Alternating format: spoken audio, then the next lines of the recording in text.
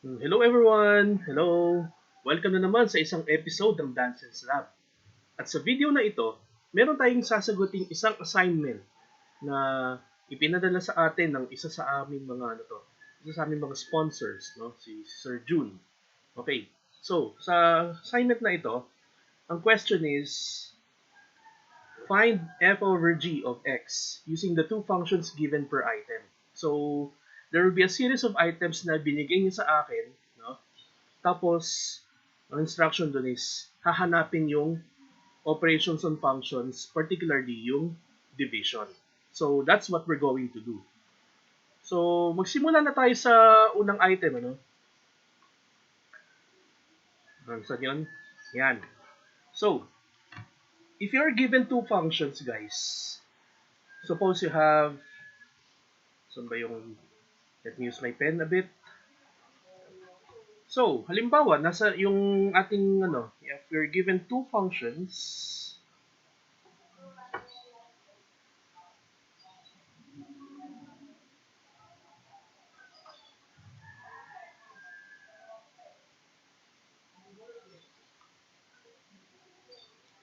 hmm,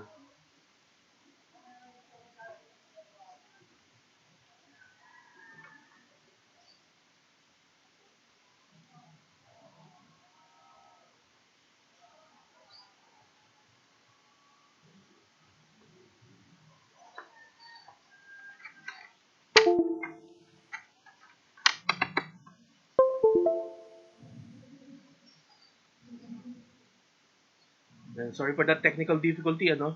So, suppose you are given two functions. Say, if you have f of x, if you have f of x and g of x, by definition, guys, the division of two functions, which is denoted by f over g of x, is equal to, tamang division lang, f of x over g of x, provided that g of x is not equal to 0. Remember guys, division by 0 is not allowed. Dahil, undefined. Tama.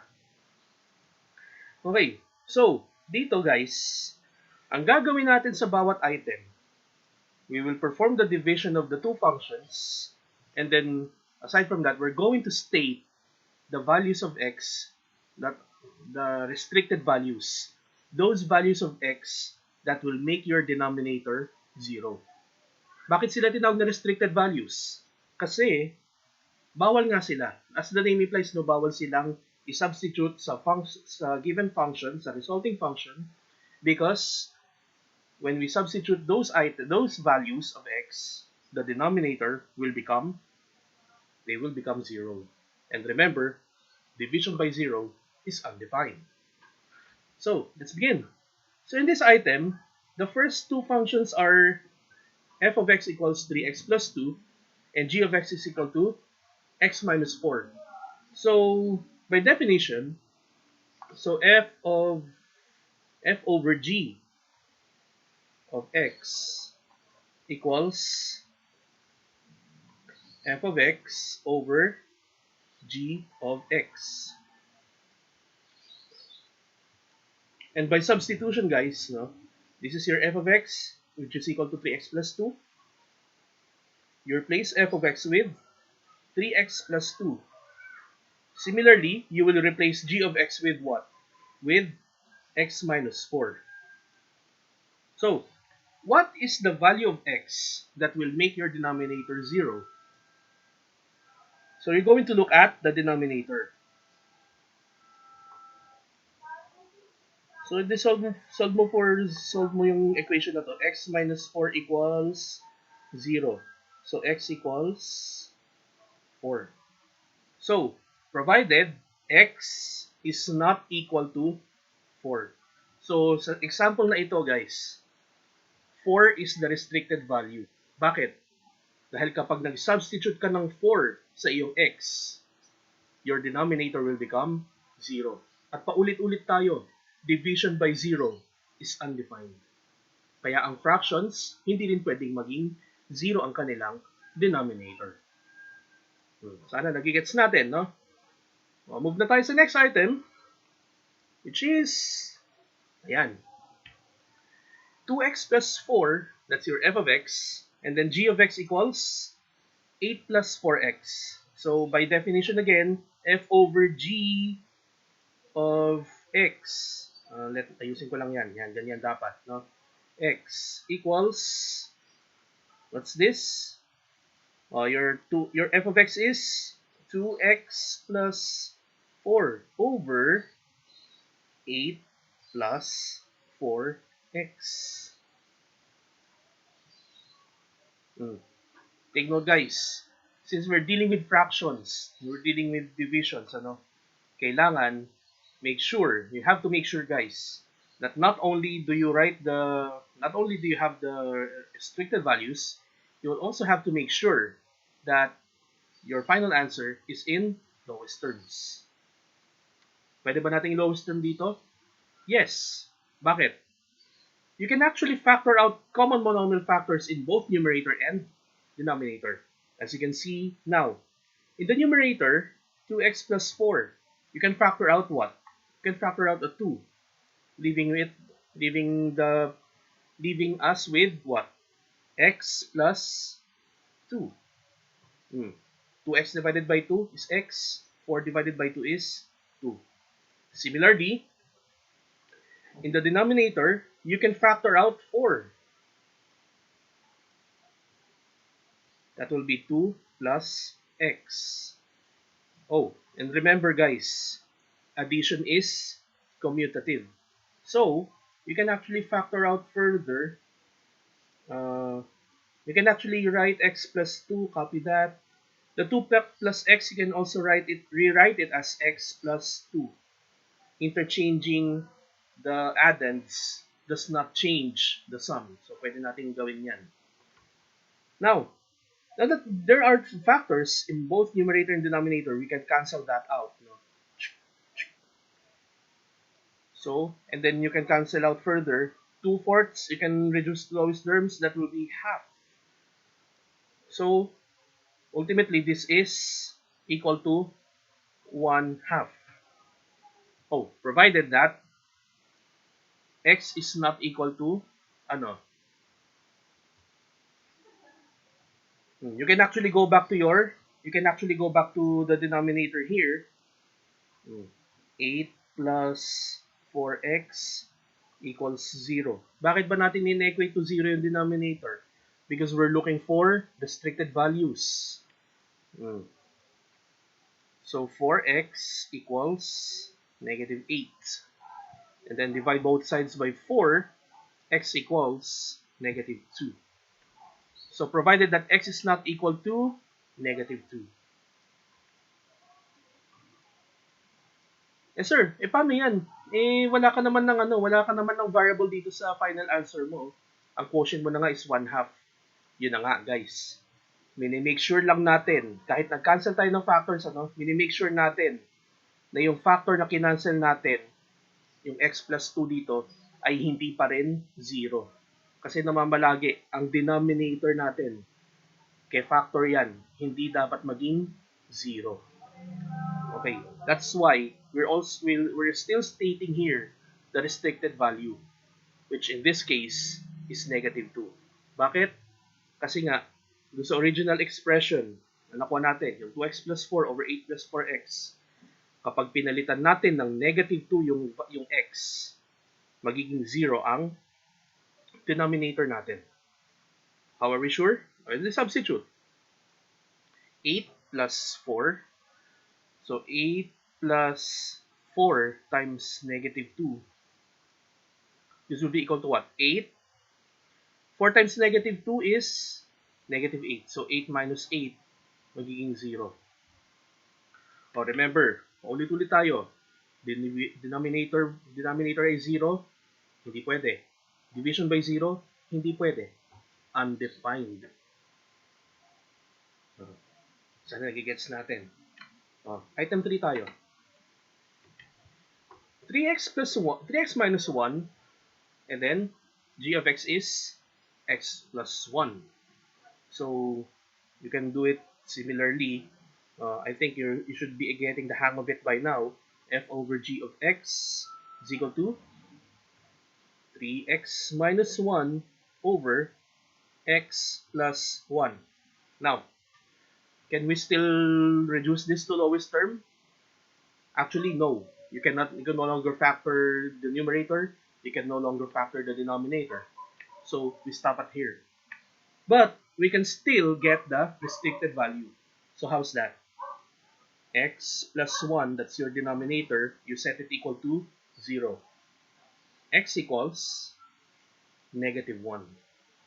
So, so there's this additional statement here. So f over g of x is equal to 3x minus 1 over x plus 1, provided that x is not equal to negative 1. Pretty straightforward. Let's have example 4.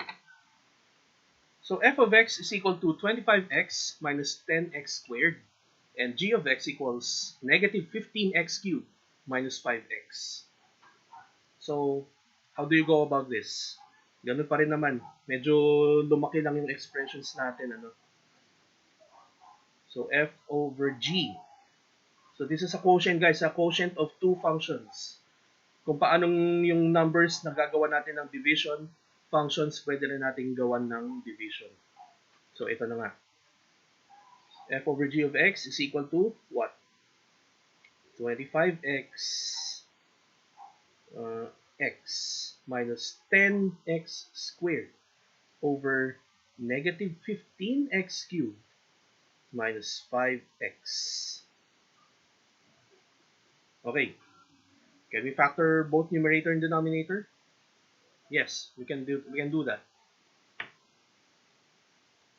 For the numerator, you can actually factor out a common monomial factor, which is 5x. 5x. And then you divide, no? 25x divided by 5x, that's 5, minus 10x squared divided by 5x, that will be 2x. So 5 minus 2x. How about here in the denominator? You can factor out negative 5x. Yes. And then negative 15x cubed divided by negative 5x. What's this? So this will be what? 3x squared. And then negative 5x divided by negative 5x. So that's plus 1. Bakit 1? Oh, para ka nang nag-divide by itself, oh. Negative 5x, negative 5x. So that's plus 1. You will notice that there are both numerator and denominator have 5x in them, so you cancel that out. Don't forget, may negative ka dito sa ibaba, so you retain it. So that's 5 minus 2x over negative of 3x squared plus 1. Common question, sir, may negative sa labas. Pwede pa rin ba namin i-distribute back sa mga factors sa nasa loob ng nasa loob ng parentheses? Pwede rin naman. Pwede pa rin naman. Pero it won't affect your answer that much.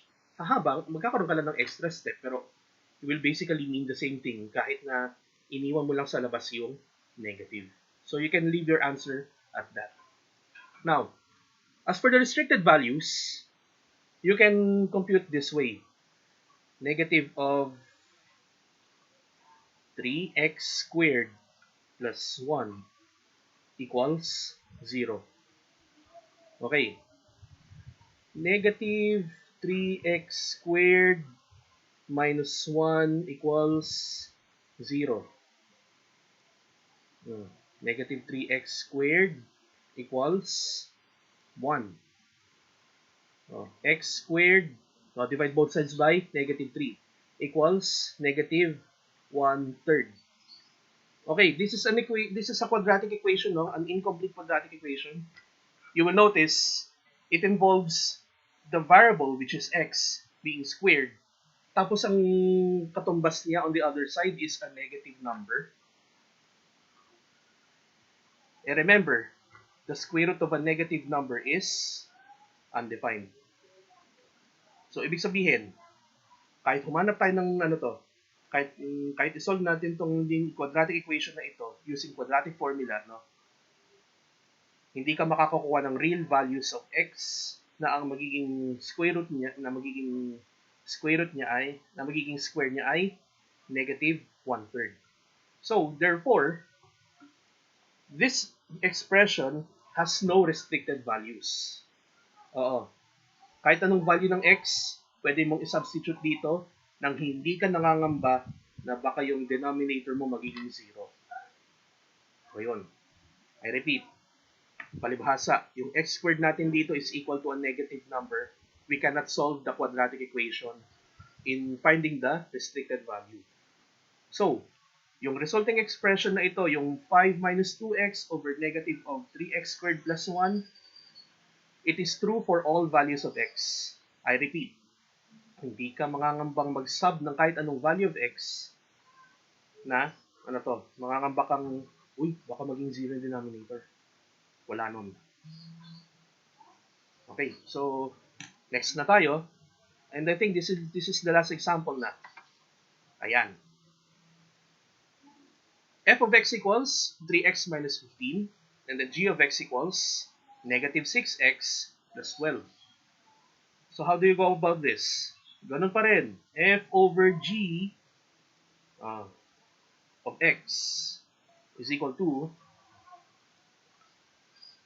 3x minus 15 over negative 6x plus 12.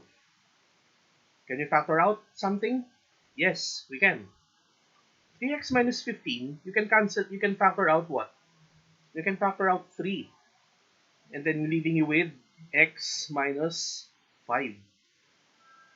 Meanwhile, below, you can factor out negative 6. So that will be x minus 2. You can factor out further by cancelling 3 and 6, leaving with you 2 with the 2 in the denominator. Don't forget, palibhasa wala namang cancellations ng mga negative dito, isang positive, isang negative, you can retain the negative sign there.